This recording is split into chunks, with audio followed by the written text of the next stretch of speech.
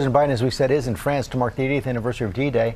And the President's National Security Advisor, Jake Sullivan, joins us now from Paris. Jake, thank you for joining us this morning. I want to get to the President's trip, but let's begin with that breaking news out of Beirut. What more can you tell us? Well, we've been getting real-time updates from Embassy Beirut. All American personnel in Lebanon are safe and accounted for. One member of our Lebanese local guard staff was wounded. He is receiving care. And we're cooperating closely with the Lebanese authorities to ascertain what exactly happened, and we're taking every action we deem necessary to protect our people. You're in France for the 80th anniversary of D-Day. The President also has important meetings with the U.S. allies on both the war in Ukraine and the war in Gaza. So President Biden is here for the 80th anniversary of D-Day, as you noted, and he's here to honor the veterans, the men who gave their lives and those who fought bravely to defend freedom, to liberate the continent, to stand up to dictators.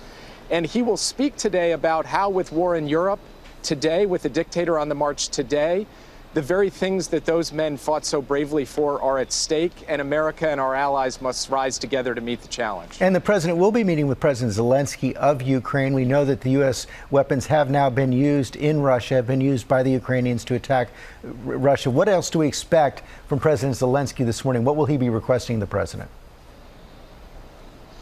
Well, as you know, President Zelensky will have a good opportunity to sit down tomorrow in Normandy, and then again a week from now when the G7 leaders meet in Italy. So there'll be two opportunities for the President and President Zelensky to talk about the state of play on the battlefield in Ukraine. One of the things that President Zelensky will be focused on is air defense, how to defend the skies of Ukraine from Russian missiles and Iranian drones raining down on them.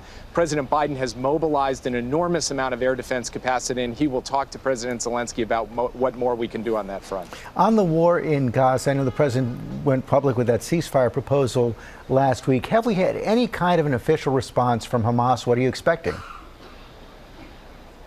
We've seen some public comments from Hamas officials, but we have not yet gotten an official response from Hamas to the Qataris, who are the mediator to whom Israel gave their proposal that was transmitted to Hamas.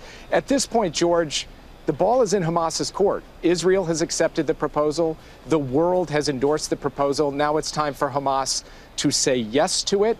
And that is what can lead us through multiple phases to an end to this war, the return of all hostages, a surge of humanitarian aid, and a return to stability and security for the state of Israel, as well as a better future for the Palestinian people. That's what's on offer. That's what Hamas needs to step up and take, and we're waiting to get their official response. Does the President believe Prime Minister Netanyahu is prolonging the war in Gaza in order to stay in office? That's what he seemed to be suggesting in that interview in Time magazine.